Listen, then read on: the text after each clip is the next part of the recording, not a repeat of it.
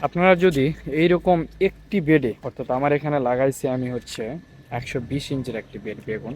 তো এইরকম একটি বেডে যদি আপনারা বেগুনের গাছ লাগাইতে পারেন তাহলে কিন্তু আপনার পরিবারের জন্য অর্গানিক ভাবে বেগুন আপনি খাইতে পারবেন। এখানে আমি 3-4 দিন বা 5 দিন সর্বোচ্চ, এর পরপরই কিন্তু আমি অনেকগুলোকে বেগুন এখান থেকে আমি নিতে পারি। বেগুনের গাছগুলো দেখবেন অনেক সুন্দর হয়েছে, যেইভাবে ধরে রয়েছে। এটা আগামীকালকে এগুলো উঠাইতে হবে। তো এই জায়গাতে দেখেন এরকম একটা 120 ইঞ্চির আমি বেড এখানে সেট করছি। এই জায়গাতে এটা করছি প্রায় 1 বছর প্লাস হচ্ছে, 1.5 বছরের কাছাকাছি। এখানে কিন্তু একটা বেডে অলরেডি এই ফসল দিয়ে 4টি ফসল রানিং চলতেছে। এটা অর্থাৎ আপনি একটি বেড একবার যদি কিনতে পারেন আর সেখানে যদি ভালো মতো মাটি মিক্সার করে যদি তৈরি করতে পারেন মিডিয়াটা, এরপরে প্রতিবার ফসল উঠাবেন আর শুধু সাথে একটু জৈব খাবার, গোবর সার এগুলো একটু মিক্সার করে আবার আপনারা হচ্ছে আবার গাছ লাগাই দিবেন, দেখবেন সুন্দর হবে গাছ। আমরা কিন্তু নতুন ভাবে কোনো মাটিও দিইনি, শুধু করছি কি ওই যে শুরুর মাটিটাই ছিল, সিডিমিক্স মাটিটা। আপনার প্রয়োজনীয় ছাদ বাগানের পণ্য অথবা নদী ও পুকুরের পাড় ভাঙন রোধে geo textile geo bag order করতে আমাদের ওয়েবসাইট ভিজিট করুন। তার সাথে শুধু এখন কিন্তু নতুন করে শুধু গোবর সার,